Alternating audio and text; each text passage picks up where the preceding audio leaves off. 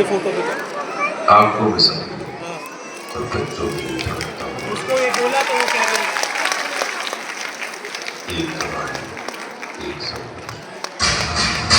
अभी 14 अगस्त सन 1947। अरे यार तुमको उस लड़के पे आज करना है। दरोगा जी के बाग में बहुत रौनक है, क्योंकि आज बदरुल हसन साहब के दूसरे बेटे यानी मेरा जन्म हुआ था। मैं अपने 8 भाई बहनों में तीसरे नंबर पे हूँ। शुरू दिनों से ही मैं अपनी आपा यानी माँ का दुलारा रहा। मेरी माँ, जिन्हें मैं दुलार में माता जी भी कहता था, उसको बोलो तुम लोग एक जैसे उसको मेरा एक पढ़ाई का लेकर बचपन से ही बहुत रुझान रहा। प्राइमरी स्कूलिंग मैंने प्राथमिक विद्यालय उन्नाव से पूरी की। मुझसे छोटे 3 बहनें अब बड़ी हो रही थी। उस वक्त गवर्नमेंट गर्ल्स कॉलेज में क्लास 6 के बाद साइंस स्ट्रीम पूरे उन्नाव में नहीं थी।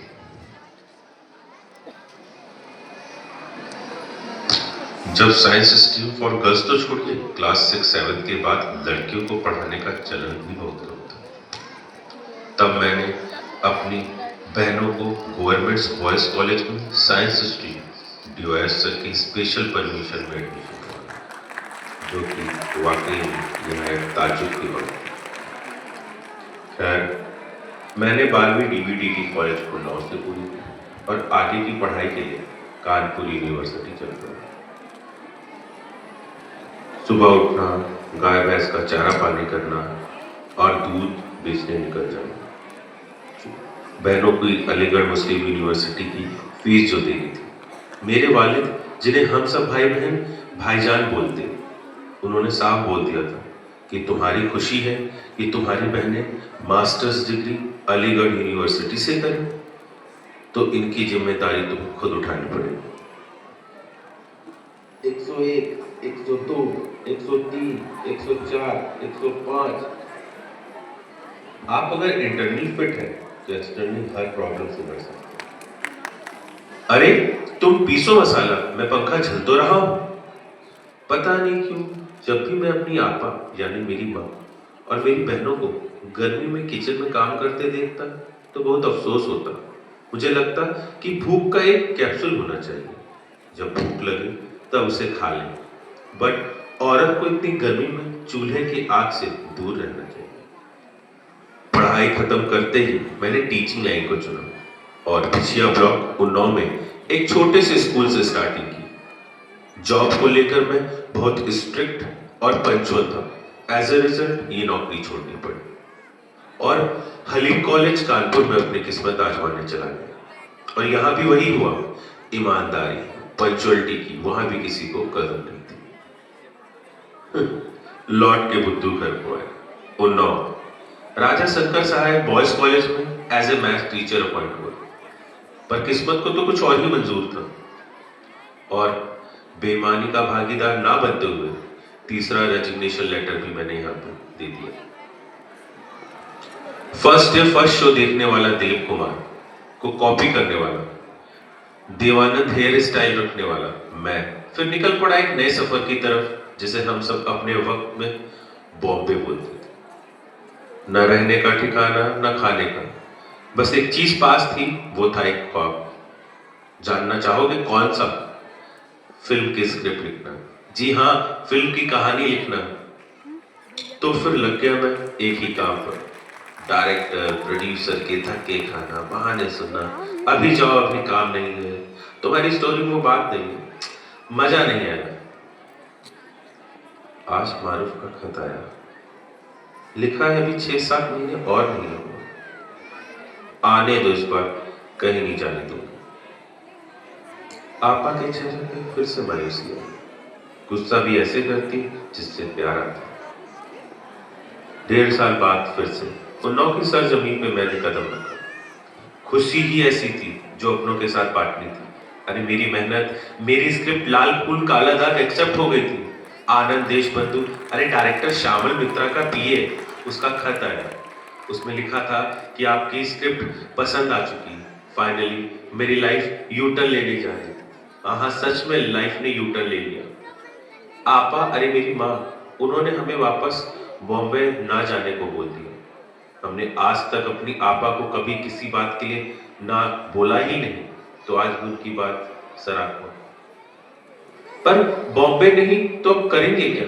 ये बात बहुत बड़ा सवाल मेरे दिमाग में घूम रहा था। तब मेरी आपा ने बोला, तुम स्कूल खोलो। जी आपा। लेकिन फिर उससे बड़ा एक और सवाल कि स्कूल खोले कहां से, पैसा कहां से आएगा, सब कैसे होगा? तब मेरी आपा की हिम्मत और मेरे भाई बहनों का सपोर्ट और हम निकल पड़े। इस स्कूल का नाम रखा चाचा नेहरू। छोटे चौराहे पे एक बिल्डिंग रेंट पे लेकर चाचा नेहरू स्कूल की शुरुआत मात्र 50-60 बच्चों से हो गई। जुलाई 1975। आज बहुत बड़ा दिन है। आज संडीसन स्कूल की न्यू मोहल्ला बुधवारी में रखी गई। सच मायने में आज मेरा बरसों पहले देखा गया ख्वाब पूरा हो गया। उन्नाव का पहला प्राइवेट इंग्लिश मीडियम स्कूल। बरसों पहले देखा गया ख्वाब, या ये कहिए कि आज के दिन हम आप सबके यहां मौजूद होने की वजह। खैर, कम बजट में बड़ी शुरुआत करनी एक बहुत ही मुश्किल भरा काम था, पर माँ बाप की दुआ और भाई बहनों का सपोर्ट अगर आपके पास है तो आप बहुत खुशनसीब हैं, और मैं सच में बहुत खुशनसीब हूं। स्कूल लगने से पहले मेरी बहनें साफ सफाई करती, फिर मैं होता पियोन जो अपनी साइकिल से बच्चों को स्कूल लाना ले जाने का काम करता। बच्चों के आते ही कपड़े साफ करके प्रिंसिपल चेयर पे बैठ जाता। बच्चों के जाने के बाद मैं बन जाता माली, निराई गुड़ाई वगैरह वगैरह। जिंदगी आसान चल रही। 1978 फिर शुरू हुई हलचल। अरे डरिए नहीं, ये हलचल थी मेरी शादी की। 14 अक्टूबर सन 1978।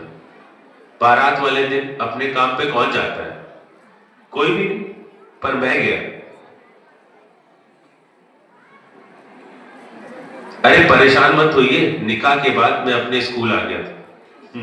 लोकल की शादी जो थी, इतनी देर में वहां क्या करता? और वैसे भी सुबह से शाम होने जा रही थी, मैं अपने स्कूल नहीं गया। एक अजीब सा लगाव है मुझे इस जमीन से, कभी छुट्टी नहीं लेता। मोहब्बत जो है इस जमीन से। 15 फरवरी सन 1980। गवर्नमेंट हॉस्पिटल में करीब 11 साढ़े 11 के आसपास मेरी परछाई, मेरी बड़ी बेटी इस दुनिया में आई। 1981 में मैंने अपनी वाइफ को हेड मिस्ट्रेस इस स्कूल में बनाया।